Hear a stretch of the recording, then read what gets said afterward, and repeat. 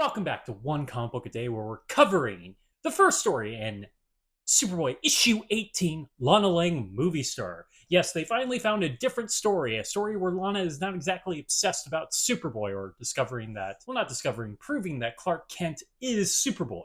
Hooray!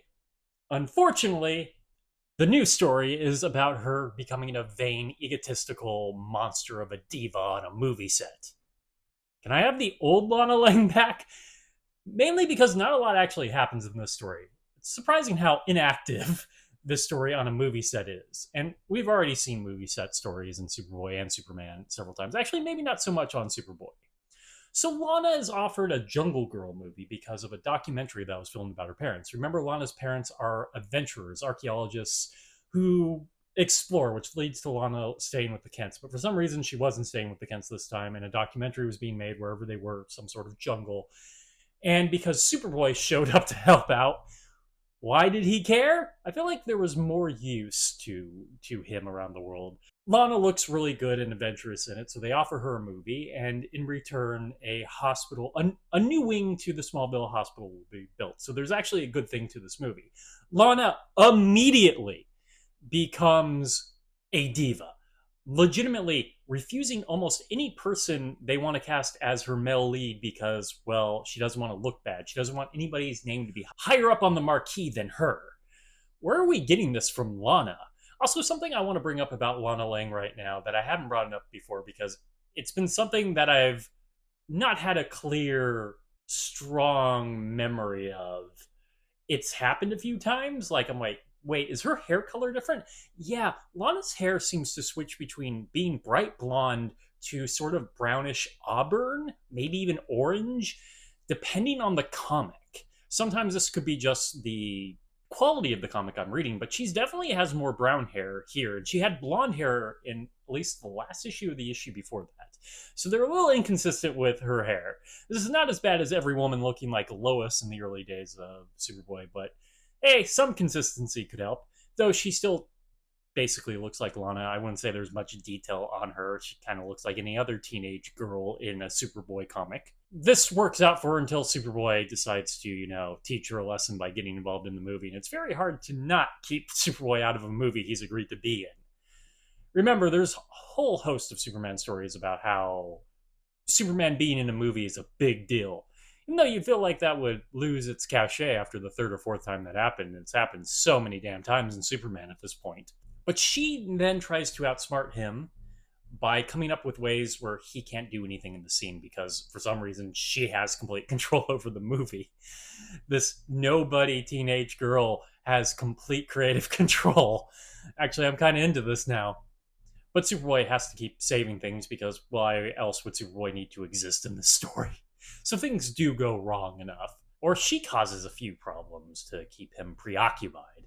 But none of it's particularly exciting, and even trying to find images for this comic, couldn't really find anything, especially to get across what I'm trying to say. Most of it is just her looking really angry at Superboy or yelling at somebody and pointing at Superboy at the time. So I guess there is a conflict. I'm just not particularly invested in this conflict. At least there's somewhat danger between discovering his secret identity. In the end, his name ends up being higher up in the marquee because right, it's Superboy. Why wouldn't they put Superboy? In fact, I think Superboy's name's bigger than the movie title.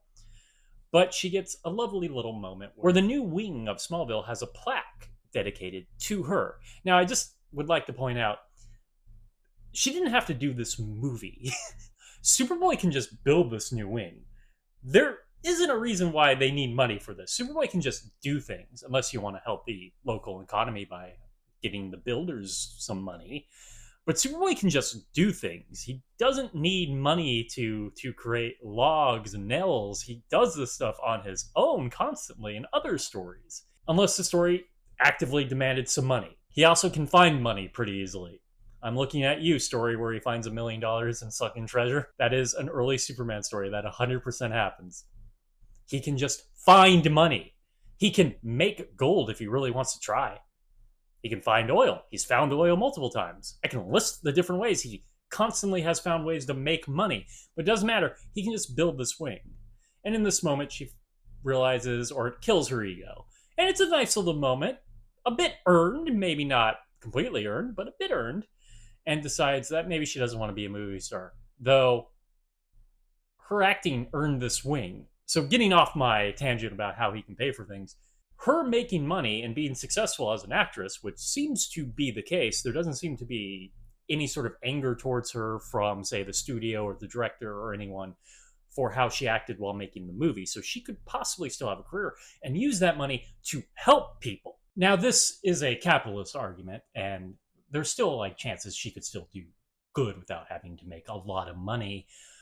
I just think if you're going to do this kind of story, you kind of have to set that up. Maybe she gets fired and it looks like they're not going to build the hospital, and somehow they earn the hospital another way, like say Superboy just builds it out of the kindness of his damn heart. I just don't think where she is at the end of the story is earned specifically. I think the arc kind of makes sense. It just doesn't make sense to why she ends up changing at the end, why she specifically doesn't want to become an actress. If anything, it kind of proved that being an actress was a good thing. Okay, that is it from Superboy issue 18, Lana Lang movie star. If you enjoyed this video, please like and subscribe. Hit the bell icon to get notifications when new video goes up. I do this Monday through Friday, but Friday it's Bat Friday, where I cover Batman story in either Detective Comics or Batman. And until next time, let's ponder the question, whatever did happen to the boy of tomorrow. And was the movie successful enough for Lana to actually have a career? Probably was. The whole Superboy aspect. Okay, have a great day.